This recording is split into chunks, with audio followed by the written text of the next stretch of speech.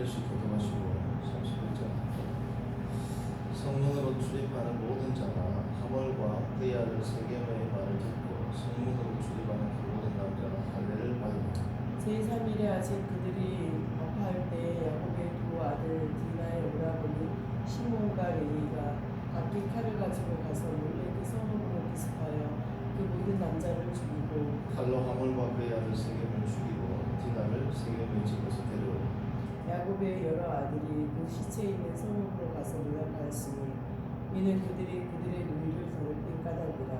그들이 양과 소와 나귀와 그 성읍에 있는 것과 들에 있는 것 그들의 모든 재물을 빼앗으며 그들의 자녀와 그들의 아내들을 사로잡고 집 속의 물건을 다 노력한지라. 야곱이 시몬과 레위에게 이르되 너희가 내게 화를 끼쳐 나로 하여금 이 땅 주민들 가나안 족속과 그리스 족속에게 악취를 내게 하였다. 나는 수가 적은지 그들이 오해 나를 치고 나를 죽이고 너희는 나와 내 집을 멸망하리라. 그들이 이르되 그가 우리 일을 청년같이 대우하니 모르니까. 아멘. 아멘. 오늘 말씀의 제목은 하나님을 아는 지식의 가치. 하나님을 아는 지식의 가치.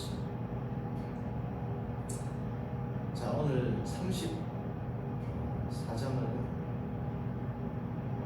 어쩌면은 야곱의 인생 가운데 이후에 이제 요셉을 잃고 요셉과 이별하고 하는 일을 제외하고는 여태껏 야곱이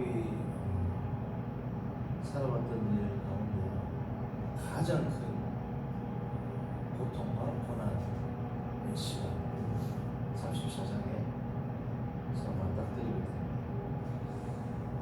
야곱이 그니엘의 하나님을 만났습니다. 그리고 야곱이 생각할 때는 가장 큰 문제가 형과의 대면, 그리고 그 이후에 형과 있을 일이 그의 인생에서는 가장 큰 일로 여겨졌을 텐데 그 일을 순적히 지나가고 난 이후에 곧바로 야곱이 단 한 번도 예상하지 못했던 이러한 비참한 일이 생기게 됩니다. 딸이 어떻게 됐어요? 오늘 말씀을 보면 34장 2절을 보시면 강간을 당했다라는 말을 기록하고 있습니다. 이 부모로서 말로 형용할 수 없는 그런, 물론 이때 당시에는 이런 일이 있더라도 이제 신부를 남편이 책임진다면 그렇게 큰 하자가 없었어요. 우리가 율법서 신명기를 보더라도 그렇고 모세오경을 보면 처녀를 남자가 들이라든지 사람이 없는 곳에서 욕보이면 지참금을 주고 그 여자 여인을 아내로 삼고 그 뒤에 단서가 있습니다. 어떤 일이 있어도 버리지 못한다는 것이었어요. 그 원래 신명기를 보면 아내에 대해서 수치가 발견되면 이혼 증서를 써주고 이혼하라고 되어 있지 않습니까? 그런데 그 아내를 욕보이고 나서 데리고 오면은 죽을 때까지 어떤 일이 있어도 버리지 말고 책임져라는 조항이 있어요. 자, 그런 것처럼 당시 고대 근동 지방에서는 여인을 보냈다 할지라도 책임을 지면 그래도 큰 부가 되거나 아니면 그 여자 여인의 가문에 수치가 되는 일은 아니었습니다. 그러나 지금 야곱에게는 이게 보통 일이 아니란 말이죠. 야곱에게는 보통 일이 아닐 뿐 아니라 당시에 이 창세기를 읽고 있던 이스라엘 백성들 혹은 이 창세기를 듣고 있었던 이스라엘 백성들에게는 이것보다 큰 일이 없습니다. 왜 그럴까요? 자, 이때는 율법이 주어지기 전이지만 이스라엘 백성들은 율법이 주어지고 난 이후에 이 말씀을 들었겠죠. 성경이 기록된 이후에 이스라엘 백성들이 이 말씀을 딱 들을 때는 어떤 생각이었겠습니까? 자, 하나님께서 가나안 족속과는 어떻게 하냐면 절대로 혼인하지 마라. 오히려 다 멸절시킵니다. 심지어 이 구약 성경이 BC 한 450년 정도에 완성이 됩니다. 450년에서 400년 후가. 그때는 에스라가 이방인들과 너희들이 통혼을 금지해라 하는 이러한 일들이 있고 난 이후의 백성들이란 말이죠. 그러면 이방인들하고는 혼인을 했다가도 지금 이혼을 하는 이 판에 율법서에서는 가나안 족속을 멸절시키라고 했고 그 어떤 여인과도 혼인하지 말고 심지어 아이라도 불쌍히 여기지 말아라 다 멸절시켜라 라고 했는데 지금 야곱은 어떤 위기에 몰려 있습니까? 가문이? 자, 오늘 말씀을 보시면 34장 8절부터 9절까지 하몰이 세겜 족장의 추장 하몰이 8절 그들에게 이르되 내 아들 세겜이 마음으로 너희 딸을 연연하니 하여하니 원하건대 그를 세겜에게 주어 아내로 삼게 하라. 너희가 우리와 어떻게 한다? 통혼하여 너희 딸을 우리에게 주며 우리 딸을 너희가 데려라. 이게 완전히 어떻게 되는 섞여. 이때 야곱이 만약에 통혼해하고 섞였다 이러면 하나님 백성이 없는 겁니다. 그렇죠? 물론 이제 그 이전에 12아들들이 있지만 어쨌든 하나님의 정통 혈통이 어떻게 됩니까? 섞여버린다. 야곱에서부터 하나님의 혈통이 시작되고 내 허리에서부터 내 자손이 나오게 되는데 자 그래서 이 지금 34장은 외적으로 볼 때는 딸의 추행사건 단순히 추행이 아니고 심한 욕을 보인 이 사건 그러나 이 신앙적인 측면에서 보면 혈통적 이스라엘의 관점에서 보면 이것도 엄청난 위기라는 거죠. 자 그런데 이 위기를 극복을 하게 됩니다.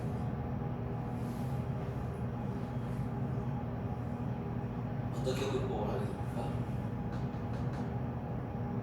어떻게 극복을 하게 돼요? 이 위기.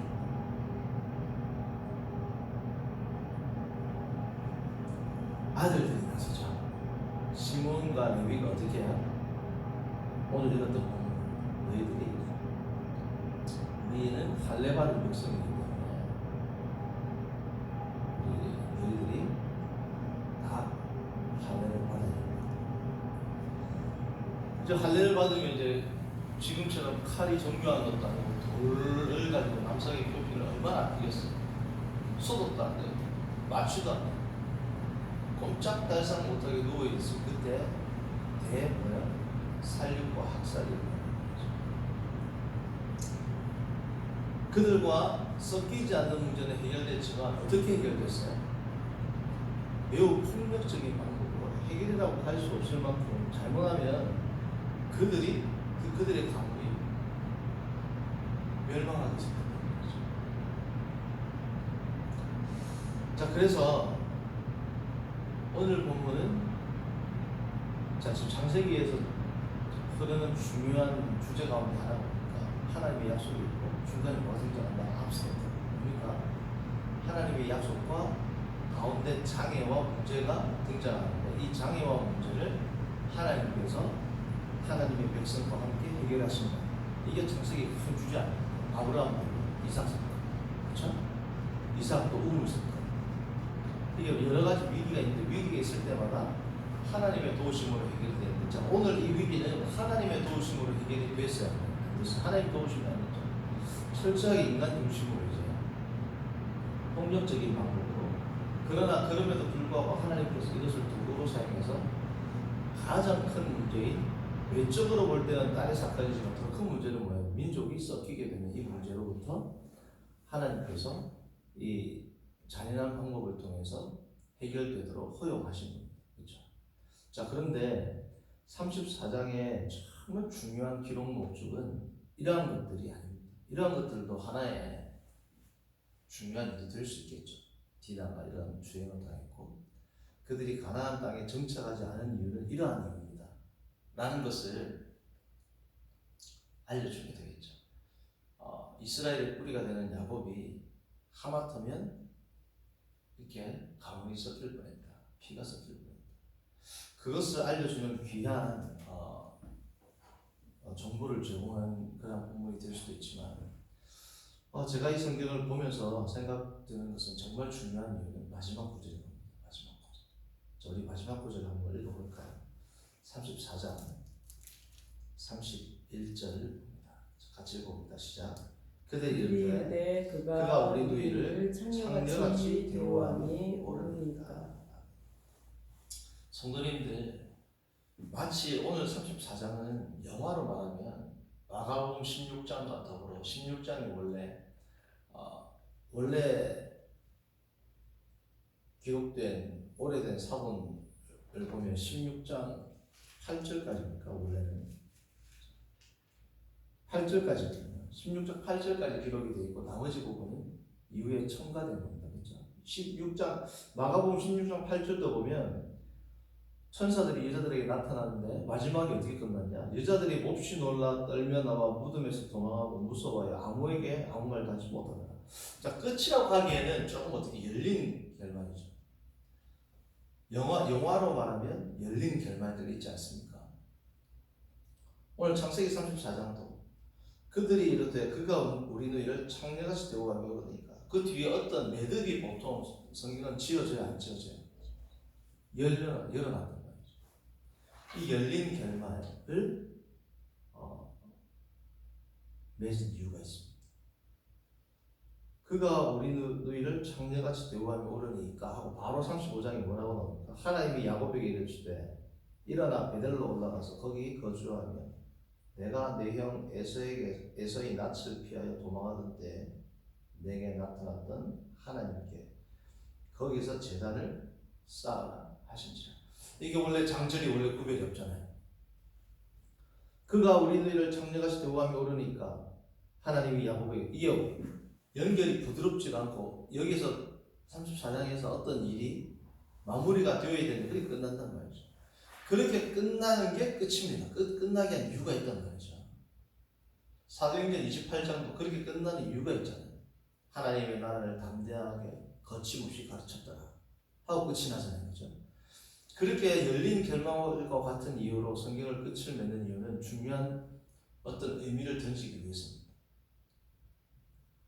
사도행전에서는 지금도 여전히 그 사역이 사도 바울의 사역이 그 사도 바울의 정신을 가지고 그러한 사역이 이루어지고 있습니다. 라는 것을 누가가 말하기도 했고 마가복음 같은 경우에는 여자들이 두려워 아무 말도 하지 못했는데 그 이후의 삶을 어떻게 헤쳐나갈 것인가. 너희들은 예수 그리스도를 믿고 나서 부활의 신앙을 어떻게 반응하고 나갈 것인가. 성도들은 어떻게 나갈 것인가에 대한 그러한 메시지를 좀 더 강력하고 효과적으로 드러내는 수단이 뭐예요? 열린 결말이죠. 자, 오늘은 의도가 뭐겠습니까?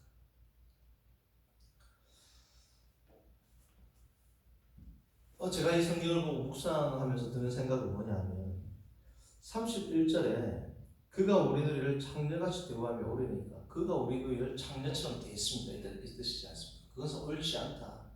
이러한 보복을 받아도 싸다 이거죠.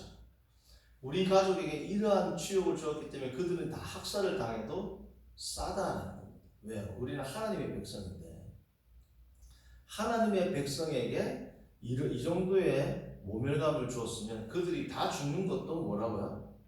마땅하다. 그게 지금 마지막 구절이라는 거죠. 자, 그런데 창기같이 대우한다는 것은 뭡니까? 한 여인을, 한 사람을 돈으로 사는 거래를 한단 말이죠. 한 사람의 성스러운 성스러운 영역을 결혼해서만 허용이 되는 그 성스러운 영역을 뭐예요? 돈으로 사는 행위가 뭐예요? 31절의 행위란 말이죠. 그 행위는 죽어도 싸다는 겁니다. 그렇죠? 자, 그런데 야곱이 이 말을 딱 들었을 때 그는 엄청나게 머리를 망치로 한 대 맞은 것처럼 큰 충격이었을 거예요. 왜냐하면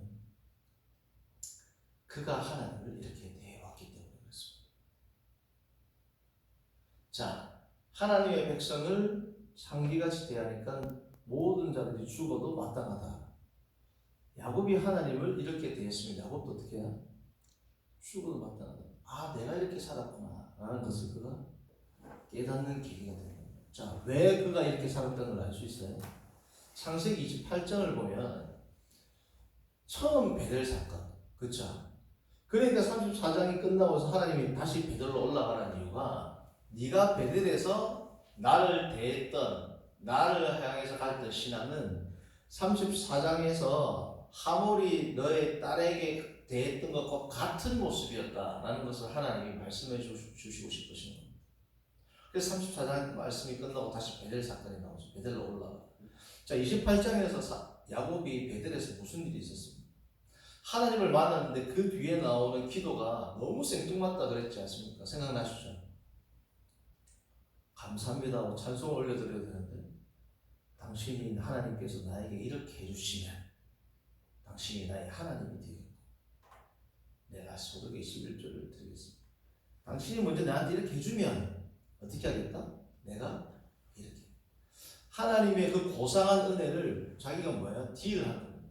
자기의 재물과 11조와 같은 것으로 내가 바치겠다. 그리고 당신을 내 하나님으로 삼겠다. 마치 하몰이 거룩한 한 여성을 돈으로 당신을 내 아내로 삼겠다.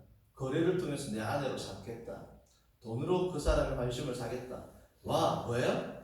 유사한 방식으로 하나님을 야곱이 대해왔던 겁니다. 그 야곱의 신앙을 깨뜨리기 위해서 하나님께서 때로는 뭐예요? 이렇게 정말 큰 고통을 주시는 경우가 있습니다.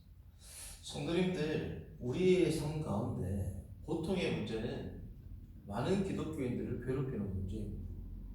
욥기도 그렇고 그렇지 않습니까? 창세기 다음에 쓰여진 기록된 연대로는 이 욥기도 그렇고 성경에는 고난에 대한 어쩌면 명확한 답을 내리고 있지 않아요. 왜냐하면 이 고난은 뭐야? 하나님께서 성도를 다루시는 선한 수단이자 도구이기 때문에 그렇습니다.